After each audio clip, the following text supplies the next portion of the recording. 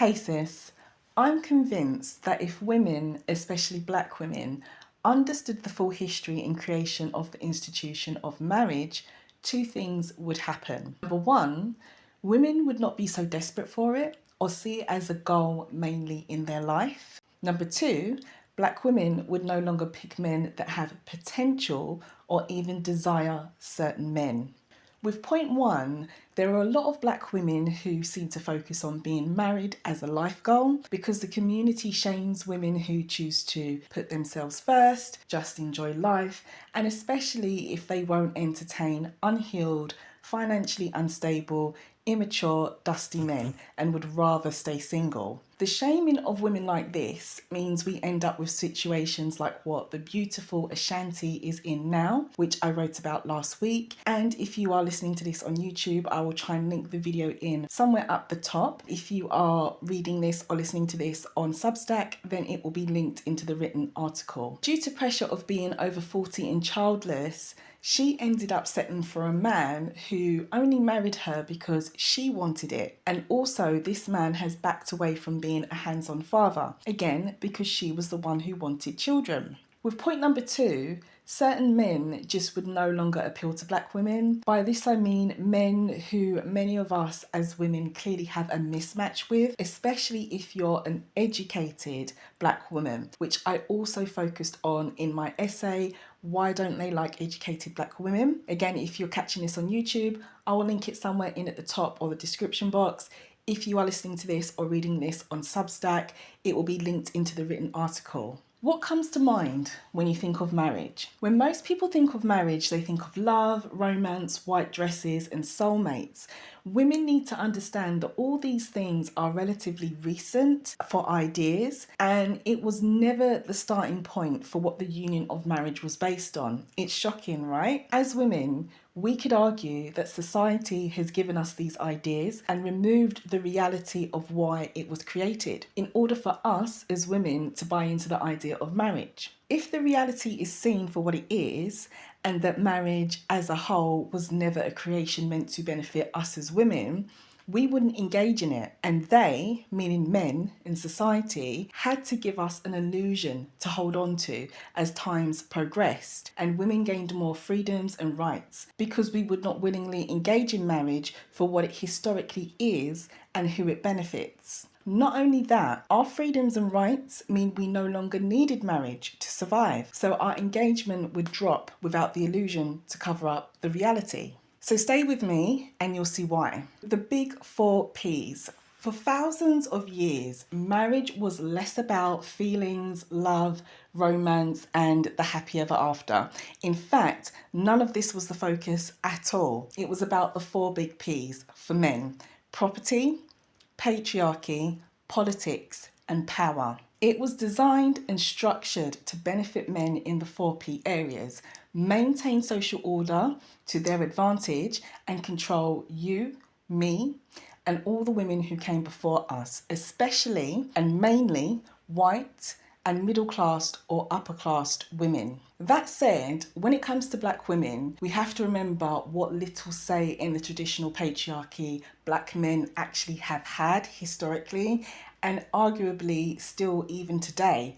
They have little say in 2025 about what happens in traditional white male patriarchy because white male patriarchy was never designed to include them as men. It was designed to subjugate them as men. Historically, politics, power, property, the other 3 Ps, were not things that black men had access to before civil rights came in. So if we go back as far as before this, when it comes to black women, we could say we were somewhat excluded from the early rules of legitimate marriage altogether because patriarchy did not include black men. But today, due to freedoms and rights that black people have gained, the union of marriage now does include us, regardless of the fact that still the patriarchy that's dominant in society today does not really include black men, even if some black women do marry them. So let's strip this down with 3 questions. Number 1, who was marriage really created to serve? Number 2, what does the history of marriage tell us?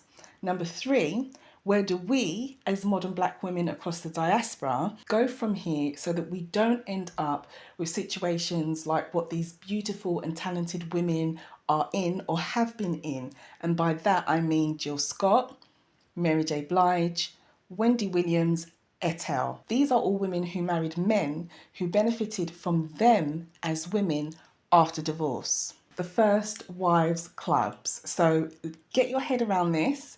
Contracts, not companions. The first documented marriages from research go back over 4,000 years to ancient Mesopotamia, which we now know is modern day Iraq. These were not ceremonies of love.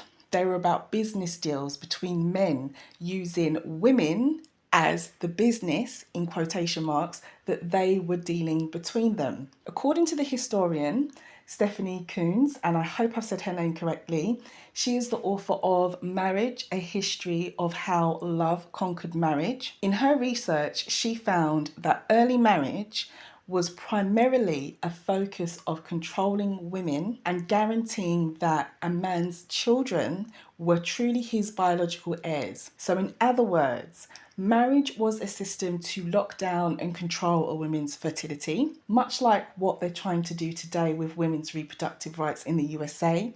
At the time of me writing this, it was also about the ability to pass on wealth to men's sons. In ancient Egypt, Greece, and Rome, marriage was about alliances. So women were often married off as teenagers, sometimes as young as 12, to older men with money and influence. Wives were expected to be docile, obedient, and basically silent. This culture we know does happen a lot still in some African and even Arabic cultures still today. What we can see from this brief look at history with marriage is that marriage and how it came about wasn't about women, love, or dedication to them in any way or at all. It was about men, their power moves they can make using women or marrying into her family, and their legacies that they gain via their male children. Something else that we really need to consider as well is marriage and religion,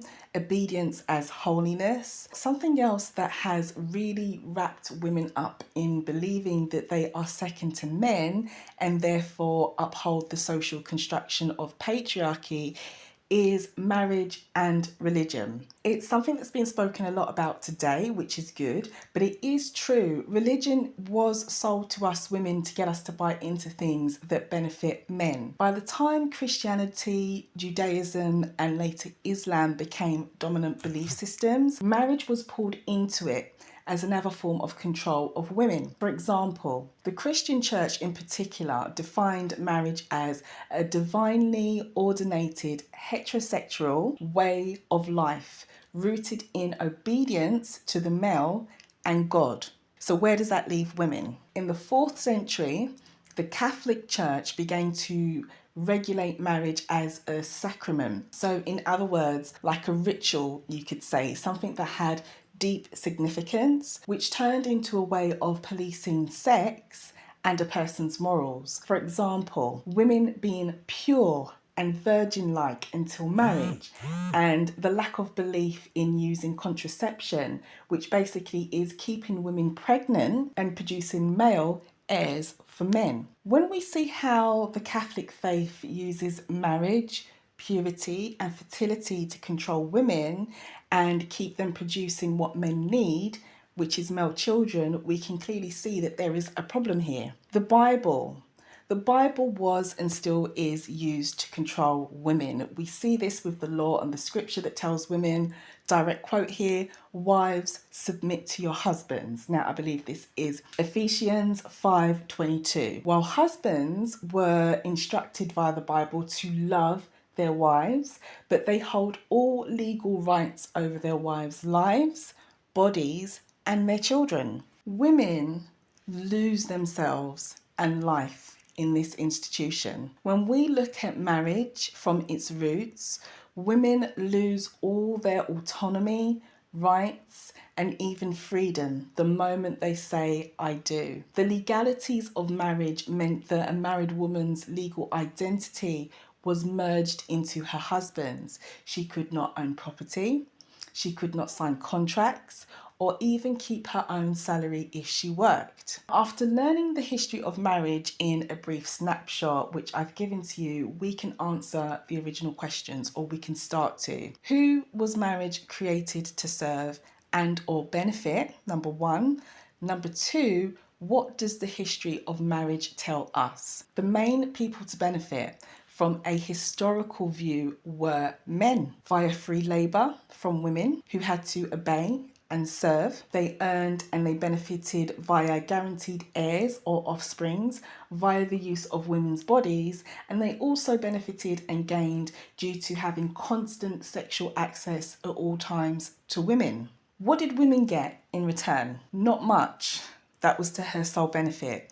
Historically, marriage was about women signing up to serve men, possibly gain some wealth from him along the line somewhere, but that wealth was not hers. It was or would be her son's. Then the cycle would continue with her son and his wife. We can look at this from another angle. Churches, they also gained. It could be well argued that the church gained a lot via marriages, not just financially, as there's a cost to hold a wedding in a church, but also via the social authority and the respect, in quotation marks I'll put it, that the church gained from its followers was a benefit to them. So if we fast forward, in today's society, who really benefits from this thing called marriage? Well, we know very well as Black women that sadly, compared to our male counterparts, we are doing significantly better financially and educationally. These are two areas that I've used research to evidence and show in previous essays, such as Umar Johnson's advice is detrimental to women,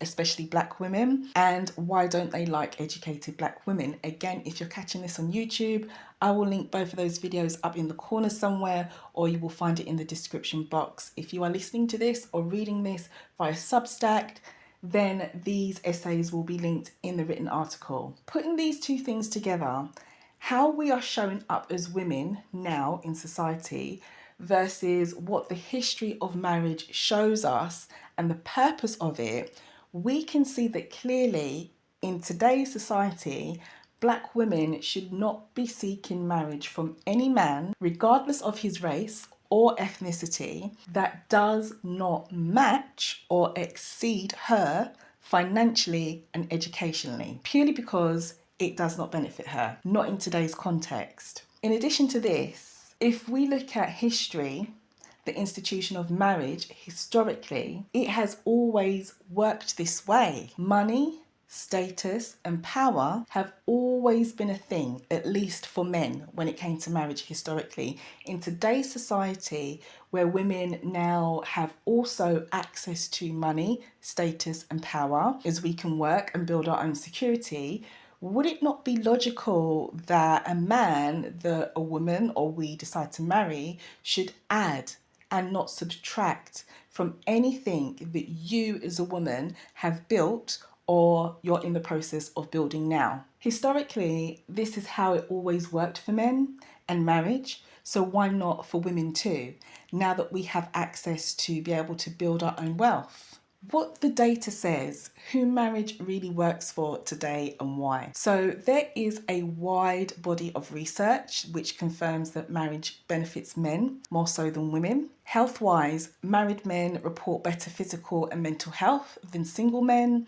The reverse is not always true for women, according to the Journal of Health and Social Behaviour in a 2012 study. Wealth, marriage obviously would boost household income, but for Black women, we often contribute more and get less. And this is because of who Black women sometimes are often chasing for marriage. And by this I mean when Black women marry down, or a man that is not as financially stable as she is.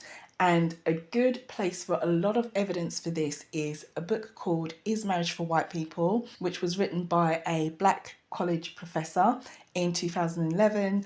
I recommend this book as a read to all Black women. It really opened my eyes. When we look at workload, women still do 2 to 3 times more unpaid labour in the home, according to a OECD 2023 report. If you are catching this on Substack, All the links to these bits of research will be in the written article, the written version. If you are catching this on YouTube, I will try and put the links for these bits of research down in the description box if you wish to follow them up. Given all this evidence showing women thrive when they are unmarried, but men tend to thrive when they are married, it would be wise to make sure women marry only when it is to their advantage. If not, as women, our health, our wealth, and our workload will be a major disadvantage with nothing else to offset this with, as the data shows. Black women and marriage during slavery. So if we step back in time again and look at how things were specifically for us as women when it came to marriage. For women of African descent, the question of marriage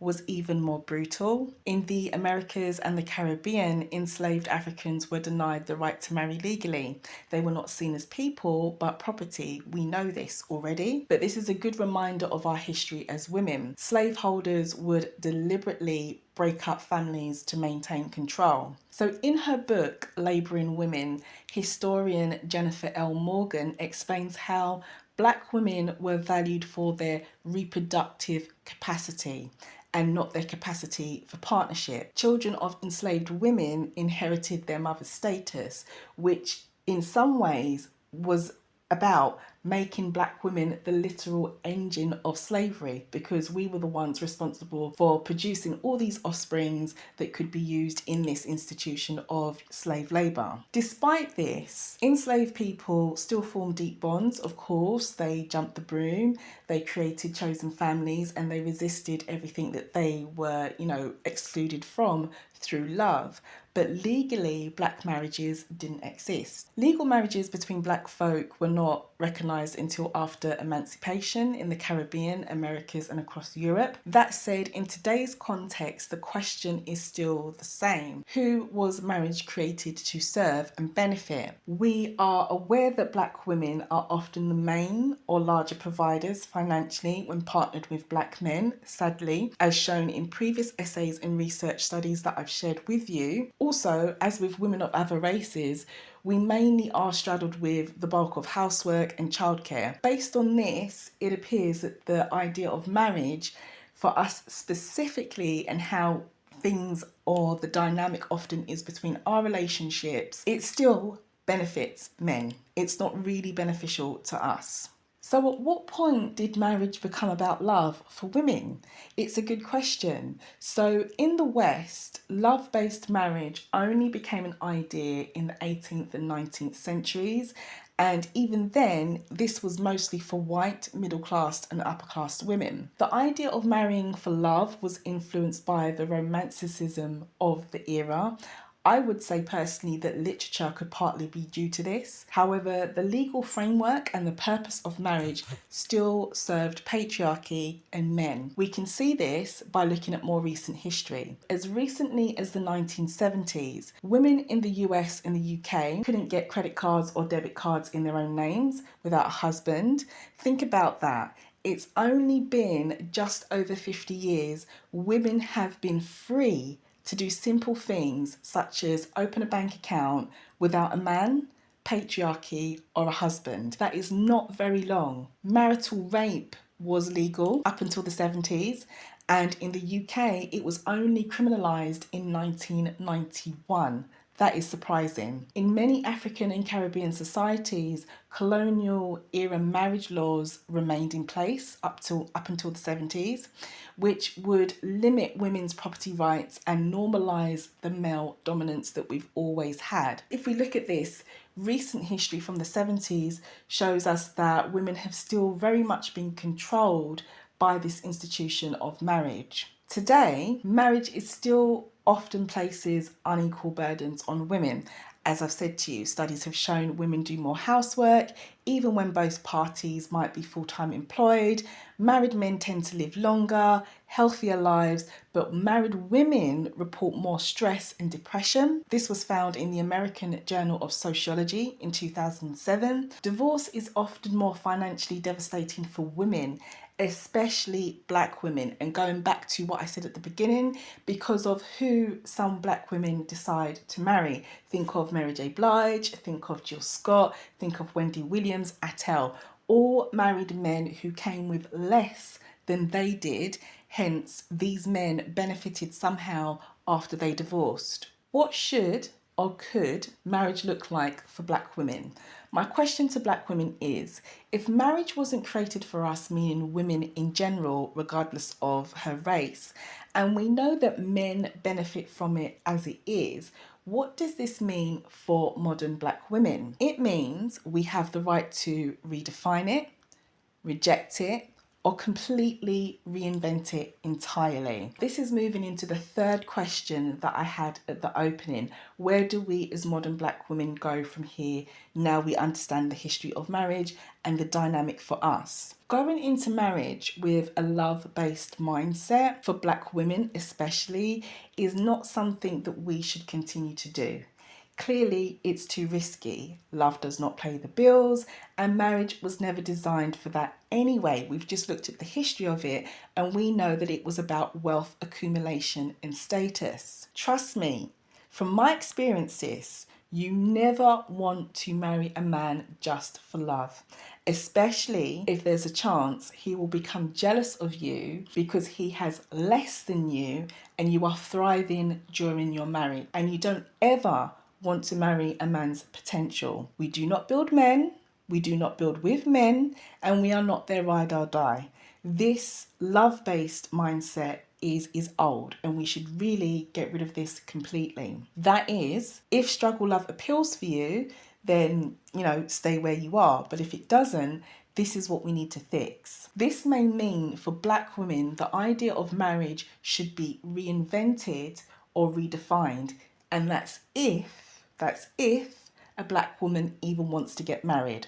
There's no pressure. There should never be any pressure for this. On the other hand, it could also mean that we reject marriage on the terms that it is often presented to us without any changes. Across the globe, what's going on for black women right now is that it appears that women are doing just that. They are either rejecting it, redefining it, or completely reinventing it. And this is great news for us.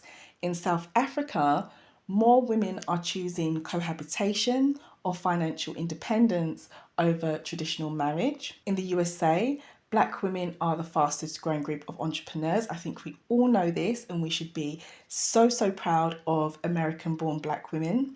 And they are also the most educated demographic of their society, often choosing personal freedom over a legally binding partnership. So well done.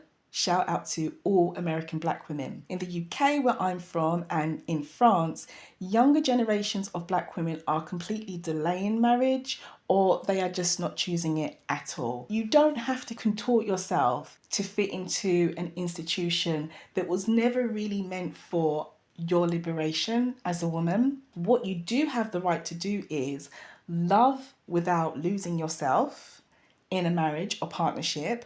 Be single and still be happy and whole. Set boundaries in a marriage or for marriage.